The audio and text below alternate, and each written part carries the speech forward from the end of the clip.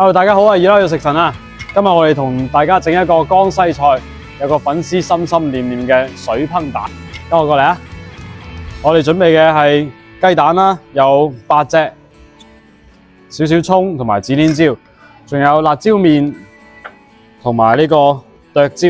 準備嘅嘢就好簡單嘅。咁我哋首先咧就將啲指天椒切咗佢。江西菜好辣㗎喎，係咪啊？一般般，對你嚟講一般般係咪？咁我哋就少少地嘅辣椒啦，指天椒嚟嘅。中意食辣嘅就可以放多啲啦。咁跟住今日我呢個粉絲係真係好中意食辣嘅，所以我哋就放多啲。唔知道係咪你哋嘅致死量啦？葱我哋切定啲葱花備用嘅。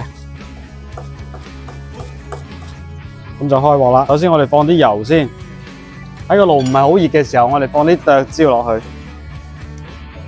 少少地咯，一點點。跟住辣椒麵啦，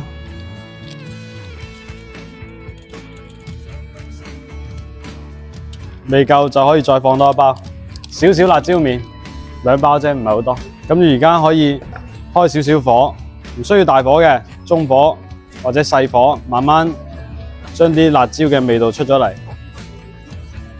出咗少少味啦。將指天椒，哇，睇見呢個顏色就知道正到爆啦。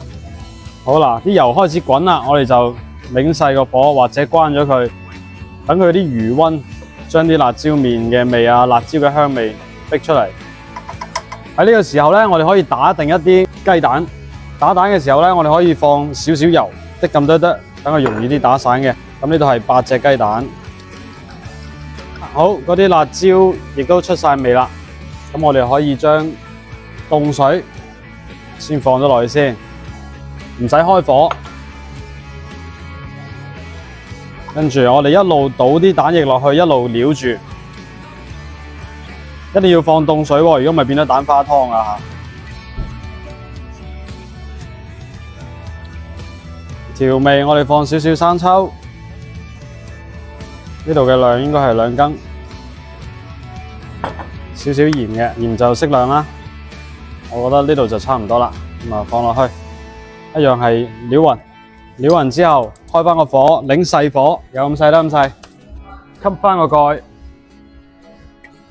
如果喺焗嘅時候，你發現一邊已經凝固啦，另外一邊咧都仲未凝固，咁你就適宜將個火褪一褪過去，向呢邊加一加熱，咁佢成個受熱就會均勻啲啦。一定要細火，唔好心急啊！嗱，前後我哋煮咗10分鐘。咁啊，出嚟嘅效果就係咁樣啦。咁啊，揭蓋之後就要關火，滲葱花，一啲都唔老，你睇下嗱，先介出嚟，正到爆啦！呢個真係絕對鬆飯神器啊！全部細節都教咗俾大家啦，一定要細火，有咁細得咁細，你寧願時間長啲，都唔可以大火，揾個薄啲嘅鏟啦，鏟起佢。你睇下，哇，真係一啲都唔會老嘅，一啲都唔老嘅，同埋底下唔會多水嘅，底下係唔會多水嘅，嗰啲湯汁會俾啲蛋吸收晒，正到爆啦！可以送幾多碗飯啊？3碗飯，真係正到爆。最緊要揾呢個厚邊嘅鑊，好似呢啲咁樣，個邊要夠厚嘅。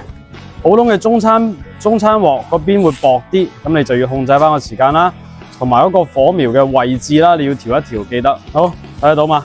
仲震過我隻手啊！倒。好啦，我幫大家試下味啊！哇！